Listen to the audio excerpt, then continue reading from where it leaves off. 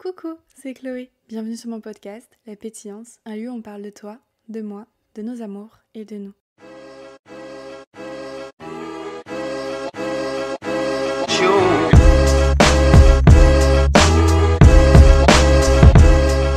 Hello tout le monde, j'espère que vous allez bien. On se retrouve dans un nouvel épisode papotage pour parler d'entrepreneuriat.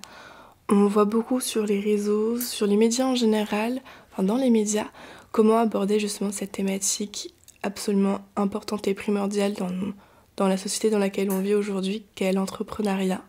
Beaucoup de personnes qui décident de se lancer dans la création de leur entreprise, de se mettre à leur compte, d'être leur propre patron et d'apprivoiser la vie et le monde du travail sous cet angle-ci. Et j'ai trouvé super chouette d'accueillir Fanny qui m'a proposé justement d'aborder cette thématique-là avec vous, puisque Fanny... Coucou Fanny. Coucou, ça va? Ça va et toi? Oui, ça va bien, merci en tout cas de m'accueillir. Avec grand plaisir. Alors, puisque j'allais dire, Fanny, justement, a créé son entreprise. Et bon, comme vous pourrez le constater, on est au téléphone en ce moment pour tourner cet épisode. Fanny habite en Nouvelle-Calédonie et moi, je suis toujours chez moi, à Lyon, voilà, dans mon séjour. Alors, Fanny, est-ce que tu pourrais nous parler un peu de toi, de ce que tu aimes faire dans la vie, de ce qui fait que tu es toi, dans les grandes lignes? Alors, par où commencer? Parce que c'est vrai que du coup, j'ai beaucoup de choses à dire. Je m'appelle Fanny, j'ai 21 ans, 22 ans depuis quelques jours, pardon. Joyeux anniversaire! Merci, c'est gentil. Et j'ai monté mon café éco-responsable il y a maintenant 1 an. Donc, on est le 10 ou le... Ouais. On est le 11, pardon.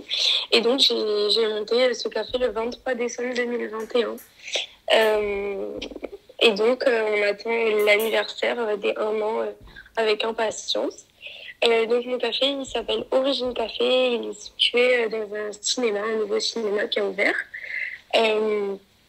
Et en fait, le concept, c'est qu'on propose de la nourriture saine et accessible et on propose une expérience différente. Et notre philosophie, en fait, c'est de prendre soin de son corps et de son esprit. Donc, pendant que le MK2 rend la culture accessible, nous, on propose de la nourriture saine à des prix raisonnables. Dans une zone où à Nouméa, il n'y a pas forcément le choix, en l'occurrence à Bambéa, et il n'y a pas forcément ce type d'offre. Moi, ce que j'aime faire dans la vie, c'est manager. Je pense que, en fait, aujourd'hui, j'ai vraiment trouvé ma voie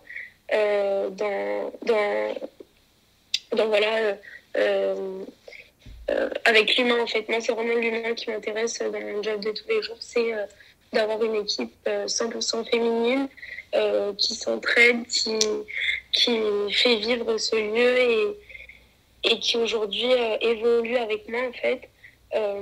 Puisque ces filles-là, elles sont donc rentrées depuis 1 an sans formation. Donc, je les ai formées. Et aujourd'hui, on est une vraie équipe et c'est ça que j'aime au quotidien. Et c'est vrai que cette philosophie-là de proposer un concept de café éco-responsable, ça me tient vraiment à cœur. Donc, on a été labellisé commerce éco-responsable depuis quelques mois. Et voilà, c'est un vrai accomplissement aujourd'hui. Waouh, ça fait beaucoup d'informations dès le début. Ok. J'en reviens brièvement à toi, entre petites parenthèses, parce que c'est vrai que c'est trop chouette, avant d'introduire le vif du sujet, de s'introduire soi-même et de dire justement aux gens qui écoutent qui tu es, pour qu'ils aient une meilleure idée d'avec qui ils passent les futures minutes dans les oreilles à faire le ménage ou la cuisine ou quoi. Est-ce qu'on peut en revenir du coup à une petite présentation de toi, Fanny, pas forcément dans ce rôle-là de auto-entrepreneuse, mais dans ce rôle-là de Fanny dans la vie de tous les jours peut-être? Je pense que je suis ni plus ni moins qu'une jeune femme de 22 ans, assez passionnée, caractérielle et super sensible. Je suis hyper sensible, même si ça se voit pas forcément de prime abord, parce que je suis quelqu'un de assez froide. Mais quand j'enlève le masque, je suis quelqu'un d'hypersensible. Euh, et puis sinon, j'ai fait 12 ans d'équitation, donc je suis passionnée par le sport et notamment par l'équitation.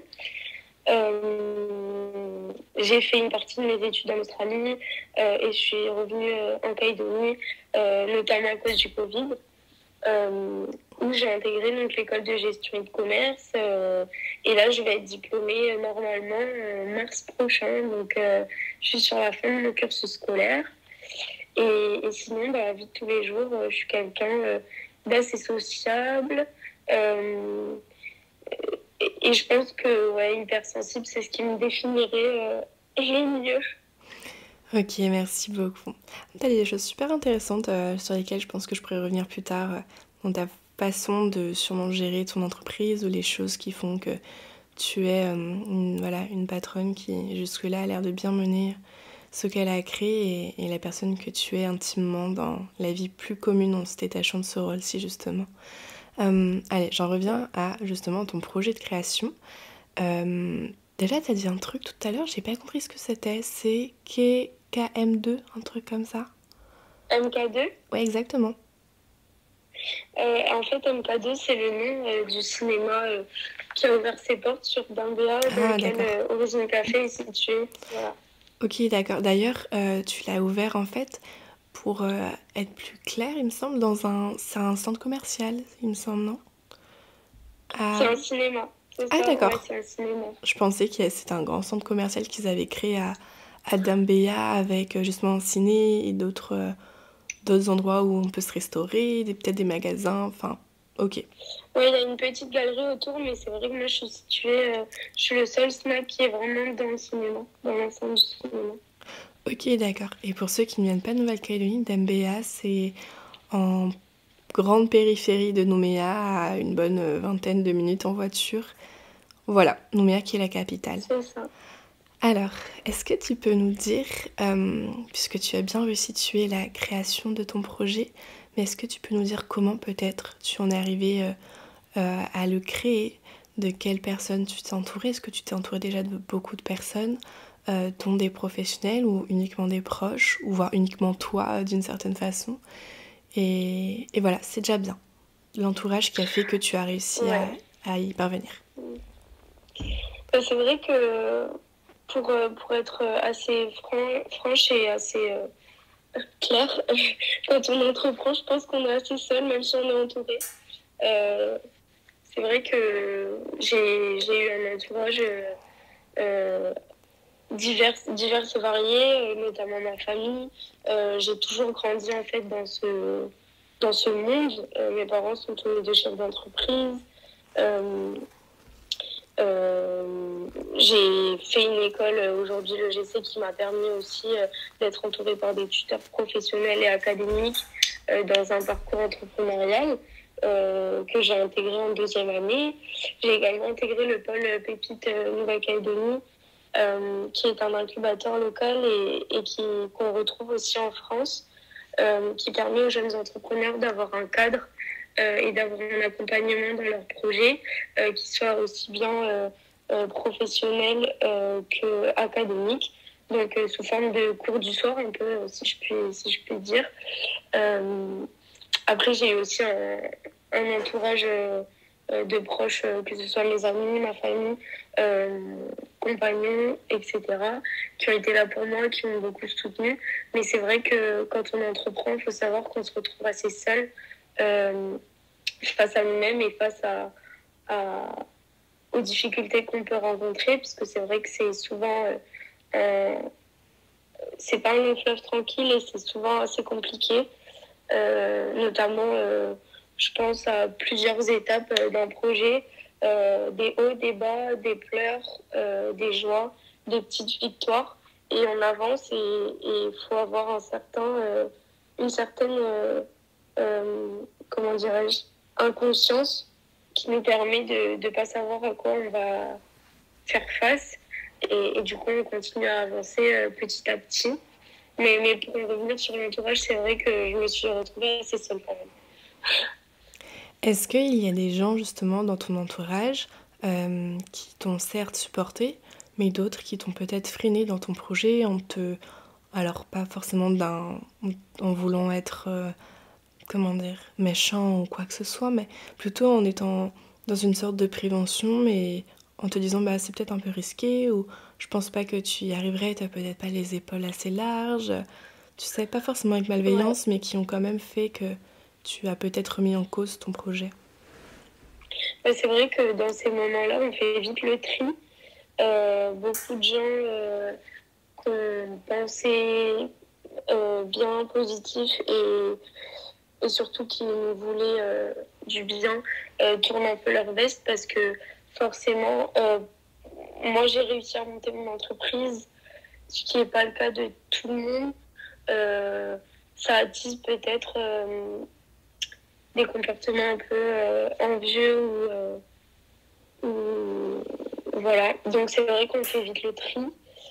Oui, j'ai été déçue par certaines personnes, mais je me suis aussi, à l'inverse, euh, rendu compte que certaines personnes ont été là, euh, que j'attendais pas forcément. Donc j'ai eu des surprises, des mauvaises et des bonnes surprises dans ce sens-là.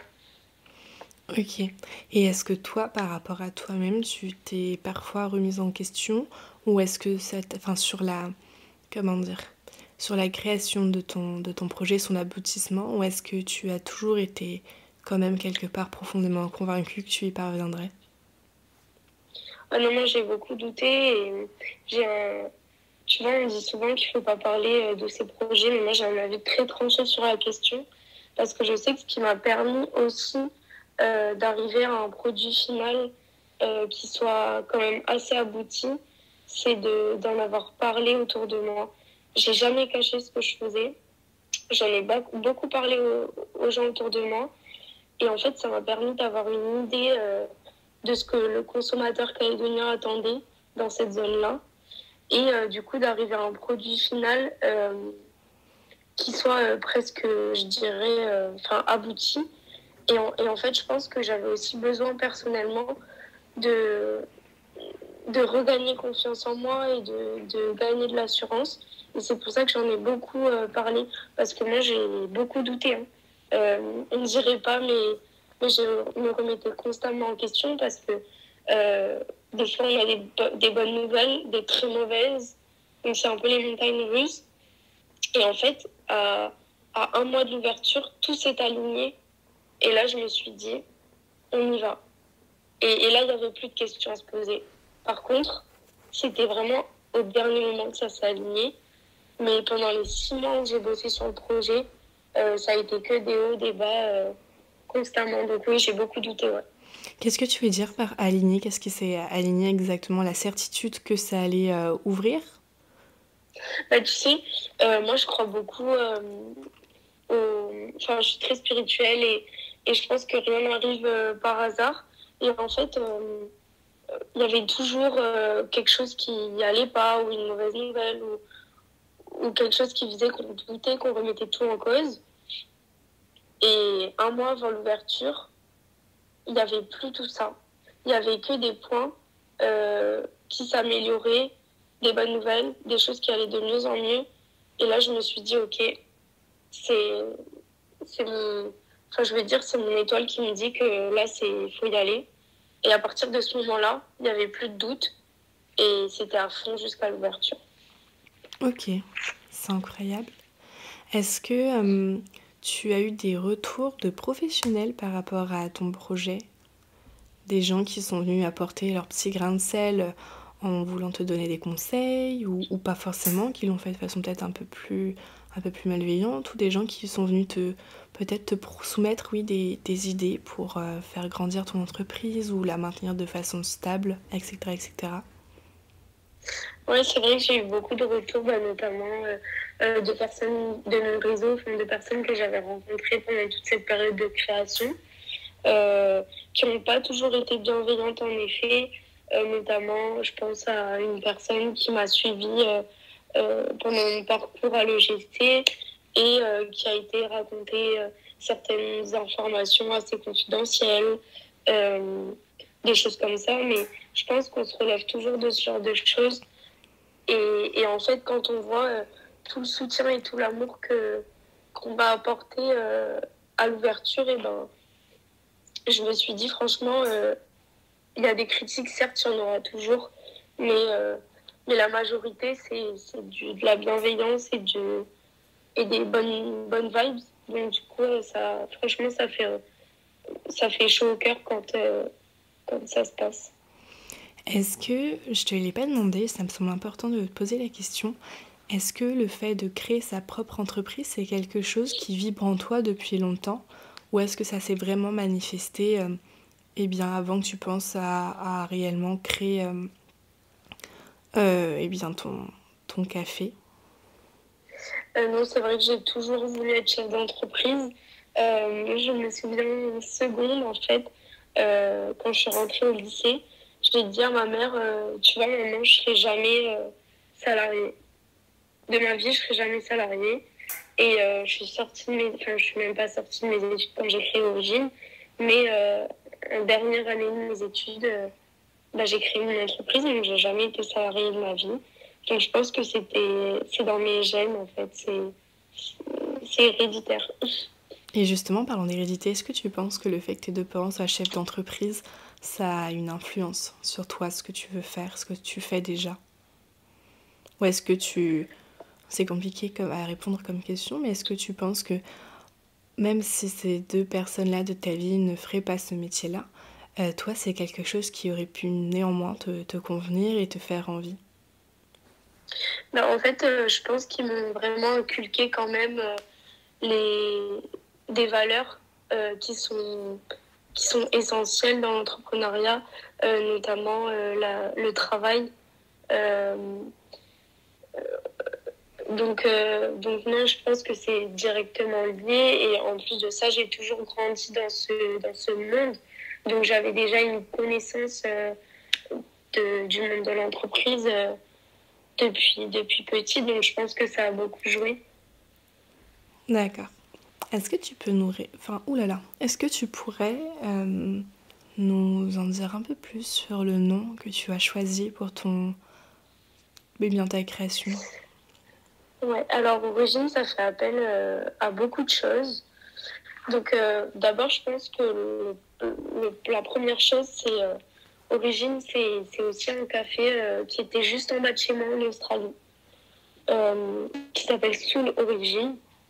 Et donc ma première idée, elle venait de là, de dire j'ai eu l'idée en Australie, et donc je vais reprendre l'origine de Soul Origine, donc la marque australienne, et en faire une partie du nom de mon enseigne. Et en fait, ce mot-là, origine, je voulais que ce soit un nom propre, donc j'ai enlevé le E, pas qu'il fasse appel aux origines comme le nom commun. Et en fait, au final, je pense que ça y fait quand même appel parce que je trouve que c'est la diversité de nos origines aujourd'hui qui fait la beauté de la nationalité, enfin, pas de la nationalité, de la citoyenneté calédonienne. Parce que ici, on vient tous, on a tous des origines différentes, on est c'est une île assez pluriethnique. On a des Mélanésiens, des Wallisiens, des Tahitiens, des Javanais, des Chinois, des Japonais, des Européens. Et en fait, on est tous calédoniens. Et du coup, je me suis dit, c'est aussi la diversité des origines qui fait la beauté de notre culture calédonienne. Et donc, c'était aussi cette connotation-là que je voulais retrouver dans le nom d'Origine Café. Il y a aussi le fait que Origine a vu en fait son origine au MK2, donc c'est le premier. Dernière chose, notre identité, elle se retrouve aussi dans notre logo.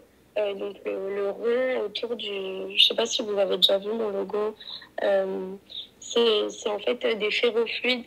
C'est un fluide qui réagit au magnétisme des métaux et qui a été utilisé par, par la direction générale du cinéma dans lequel j'ai ouvert, dans un film, parce que c'est des producteurs à la base, donc dans un film qu'ils ont produit. Et du coup, c'était aussi pour les remercier et pour dire que donc ce ferrofluide, il fait appel à ça et aussi au récif corallien en fait. On dirait un peu du corail quand on regarde mon logo. Et donc c'était pour dire que l'origine d'origine, c'est aussi ça, c'est notre ferrofluide. Donc voilà, ça fait appel à pas mal de choses.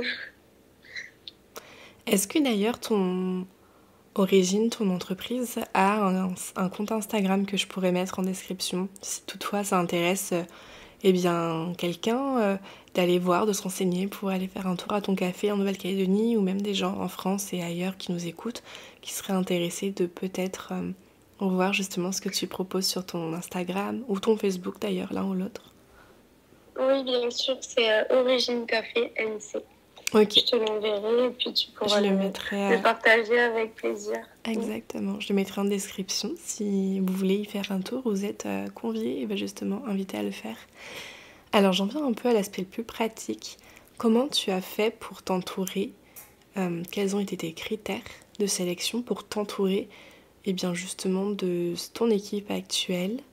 Et quelles relations tu entretiens avec ces personnes qui t'entourent? Est-ce que tu as dû parfois faire appel à un renouvellement d'équipe ou en tout cas, entre guillemets, enlever certaines personnes et en recruter d'autres? Ou pour le moment, la question s'est pas posée et vous êtes la même équipe depuis le début de la création d'origine? C'est vrai que j'ai conservé quand même 80% de mon équipe depuis l'ouverture. Les critères, ils ont été très sur la personne. Enfin, moi, j'ai vu une cinquantaine de candidats et aujourd'hui, j'ai 7 employés. Donc ça fait beaucoup pour le nombre de postes que j'avais à recruter. Mais je me suis beaucoup basée sur mon sentiment, le feeling que j'avais avec les personnes que je rencontrais. À savoir que la restauration, c'est un milieu où on a quand même beaucoup de turnover, donc des gens qui partent, des gens qui arrivent. Et c'est quand même assez rare, au bout d'un an, d'avoir encore 80% de l'équipe présente.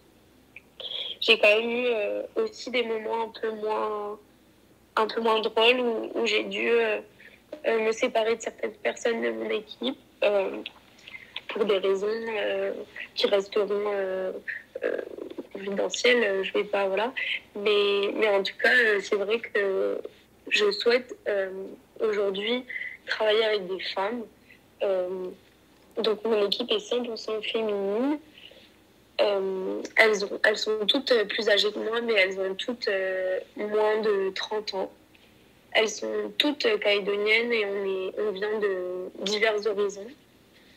Et donc, c'était vraiment pour moi aujourd'hui une volonté de promouvoir et de faire confiance à des jeunes femmes. Parce que c'est vrai qu'on m'a fait confiance, on m'a laissé ma chance. Et aujourd'hui, j'ai vraiment envie de laisser leur chance à ces filles-là. Et on entretient un lien très fort. C'est presque familial. Donc dans une famille, il y a des hauts et des bas. C'est pas toujours drôle, c'est pas toujours facile. Mais c'est vrai que c'est très familial et que aujourd'hui on se soutient mutuellement. Je pense qu'elles ont évolué avec moi, elles ont appris avec moi et elles ont aussi su faire confiance à quelqu'un de beaucoup plus jeune qu'elles. Donc voilà, les filles du début, je les remercierai jamais assez parce que elles ont été là et ça fait un an et aujourd'hui je vois la suite avec elles aussi. Comment est-ce que tu fais pour gérer les conflits inter-employés ou les conflits justement qui te mêlent toi à un employé, du coup une employée? Est-ce que tu fais appel à un médiateur, médiatrice pour eh bien peut-être faire office de tampon, ou est-ce que lorsqu'il y a un problème, eh bien tu le gères entre quatre yeux? Généralement, c'est vrai que je préfère que les problèmes restent en interne. Et en fait, je pense que le secret, c'est d'être très factuel, très juste, équitable, donc c'est-à-dire d'être la même avec tout le monde. J'ai pas de préférence, franchement, chaque personne a sa personnalité, son caractère. Il faut savoir écouter, il faut savoir entendre, se remettre en question, et surtout le secret, c'est la communication. C'est dans une équipe, c'est la base. Et l'exemplarité aussi. Je pense qu'un patron qui ne fait pas ce que c'est, qui ne sait pas, qui n'est pas conscient ou qui ne sait pas faire ce que ses employés font ou ce que ses employés vivent, n'aura aucune crédibilité et aucune exemplarité devant son équipe. Donc voilà. Ok, merci beaucoup. Ça fait plein de petits conseils pour ceux qui pensent peut-être à créer leur propre entreprise ou pour qui ça vient de commencer cette aventure. Je me posais la question à l'instant de justement quand tu te lances dans ce projet-ci, par quel ordre chronologique, logique, cohérent tu dois procéder pour en venir à tes fins. Je pense par exemple à la création du logo, au choix du local, au choix du personnel. Est-ce que tu aurais, alors peut-être pas dans trop les détails, parce que ça doit être très précis je pense, mais justement un ordre de chronologie à nous proposer, ou en tout cas celui que toi tu as utilisé dans tous les choix qu'il y a eu à faire. Alors bah écoute, moi je pense, ma conviction aujourd'hui c'est que toutes les entreprises reposent et les futures entreprises doivent, pour réussir, reposer sur un vrai concept. Donc pour moi, c'est ça la clé en fait d'une création, c'est le concept. C'est le pourquoi est-ce qu'on fait les choses et pas forcément qu'est-ce qu'on fait. Le consommateur aujourd'hui achète non plus un produit mais une philosophie. Et moi, ça a été la première étape, c'était de brainstormer et de créer un concept. Ensuite, ça a été de rédiger mes idées, les écrire noir sur blanc et monter ce qu'on appelle un business plan. Donc, c'est concrètement combien est-ce qu'on compte vendre et combien est-ce qu'on compte dépenser.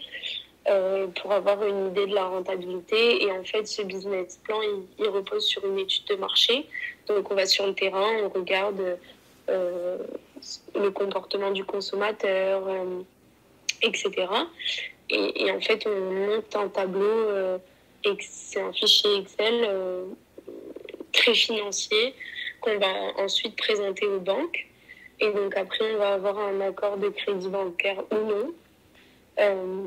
Moi, j'ai aussi présenté mon projet à Initiative NC, qui est une association qui aide les jeunes entrepreneurs et qui leur permet de bénéficier de prêts à taux zéro.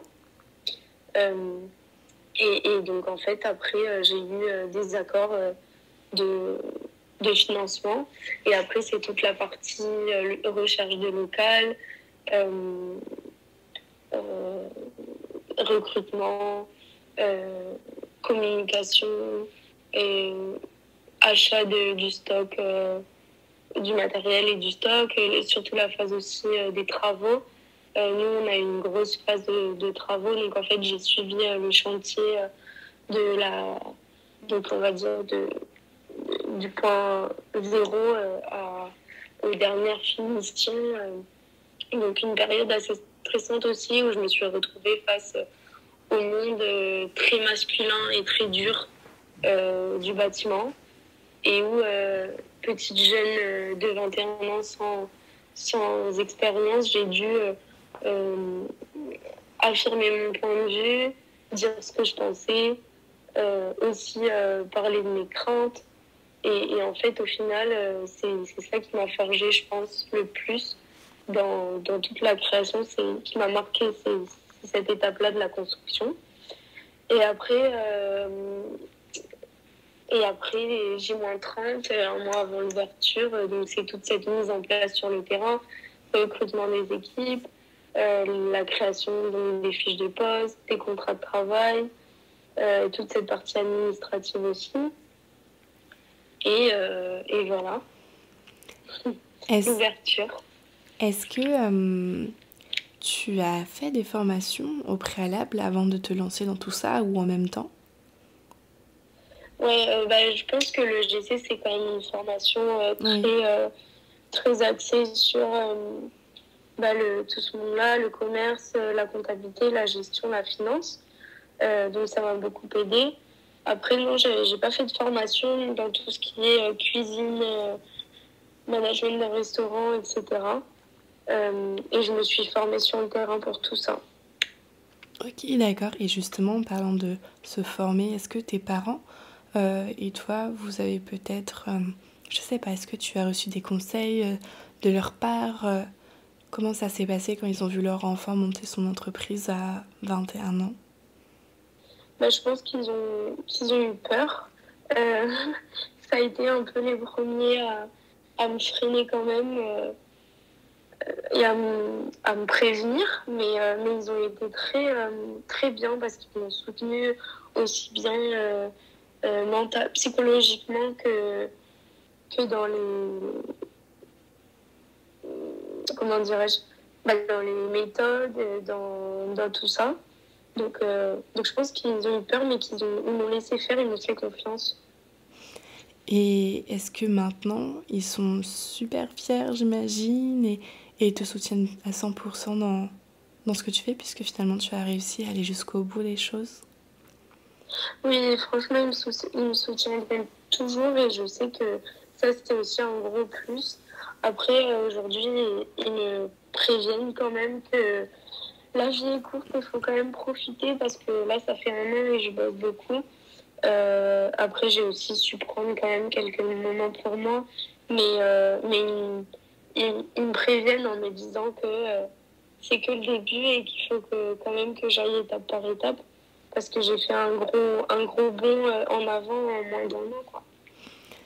Ok, j'en viens à un point qui peut être un peu plus touchy. Comment tu as fait pour financer ton projet? Est-ce que tu as fait appel à un prêt ou est-ce que tu avais les ressources suffisantes de ton côté pour l'aboutir? Et autre petite question, est-ce que tu aurais des recommandations, des conseils, des choses à dire à quelqu'un qui aimerait se lancer justement dans un projet tel que le tien, du fait d'entreprendre, voilà, quelque chose, sa propre entreprise, mais qui, je sais pas, n'aurait pas les ressources suffisantes, ou en tout cas qui aurait très peur justement de ne pas avoir les ressources suffisantes? Alors, donc moi, comment j'ai fait, c'est que du coup, j'ai monté un business plan, mais j'ai eu aussi derrière des fonds. Et j'ai surtout eu un arrangement avec MK2, donc le cinéma. Donc on a eu un accord qui s'est fait avec des avocats et dans lequel ils m'ont fait bénéficier de tout l'investissement pour la construction du lieu. Donc en fait, c'est-à-dire que c'est pas moi qui ai financé la construction de l'espace, euh, D'accord. comment dirais-je, les cuisines et tout ça. Moi, j'ai vraiment apporté le matériel. Ça s'est fait sous forme de partenariat en fait.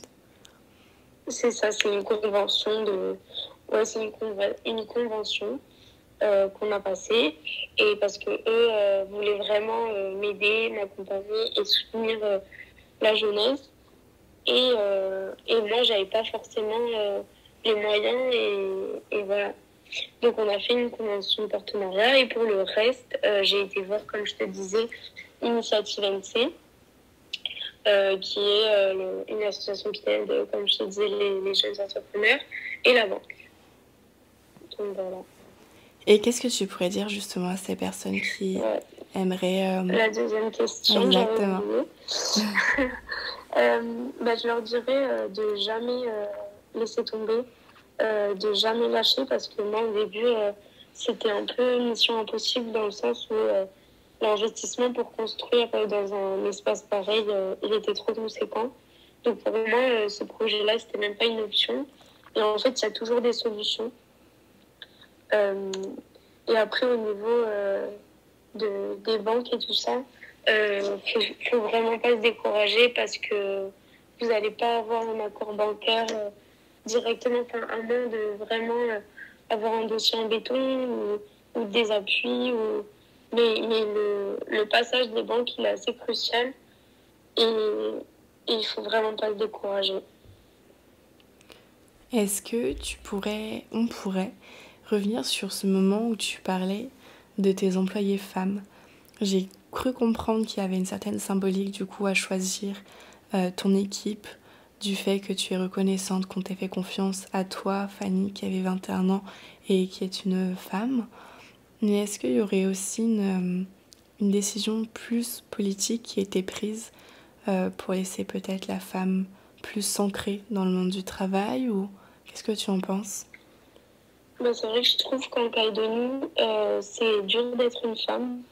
L'ayant vécu notamment lors du montage de mon projet, je trouve qu'on n'est pas écouté, on n'est pas considéré, notre avis n'est pas important en fait. Et donc, en De tant que quelle femme, façon, j'avais envie. je te coupe, mais de quelle Ouais, façon tu as subi ça? Comment ça, enfin comment ça s'est, tu l'as ressenti, a fait que tu l'as ressenti? moi c'est vrai que ça m'a touchée, mais que après, je suis quelqu'un de caractériel, donc je me suis pas laissée marcher dessus. Mais je pense que quelqu'un qui n'a pas mon caractère ou alors quelqu'un qui n'a pas, si je puis dire, le franc-parler, se laisse complètement marcher dessus par certaines personnes. Je reviens là-dessus, mais je pense que dans le monde du bâtiment, et sans faire de généralité, c'est vraiment mon avis, la femme n'est pas écoutée et n'a pas son mot à dire face à des hommes qui font ça depuis 50 ans, 30 ans, 40 ans, qui connaissent par cœur le métier, qui sont des professionnels. Le ressenti et la vie de la femme n'a pas sa place, quoi. Donc je trouve ça juste. On est en 2022, pour moi, c'est inconcevable. Et donc, j'avais envie de dire, je suis une femme, on m'a fait confiance. Malgré le fait que je sois une femme, moi, j'ai envie de donner, de faire confiance à des femmes et d'écouter aussi ces femmes-là. Donc, comme je le dis souvent, je les inclus dans toutes les décisions stratégiques en leur demandant leurs avis, même si je les écoute pas toujours forcément.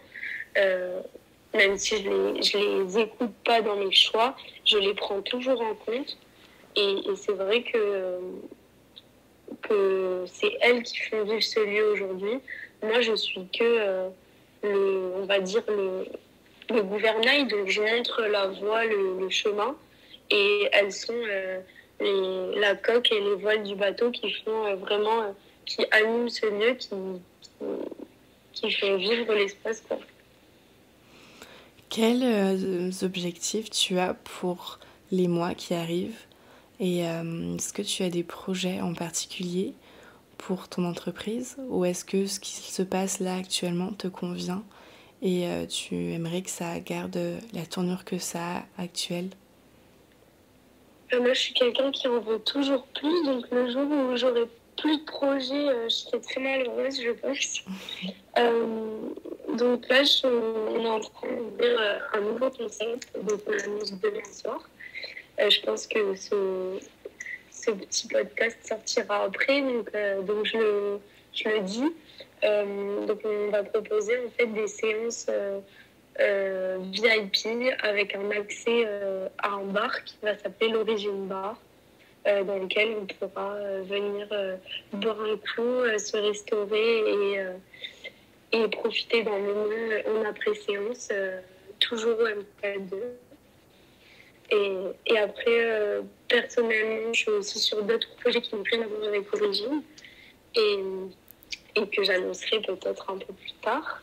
Voilà. Oh, bah ça annonce du croustillant alors. C'est ça. Trop bien. Est-ce que on va bientôt finir l'épisode.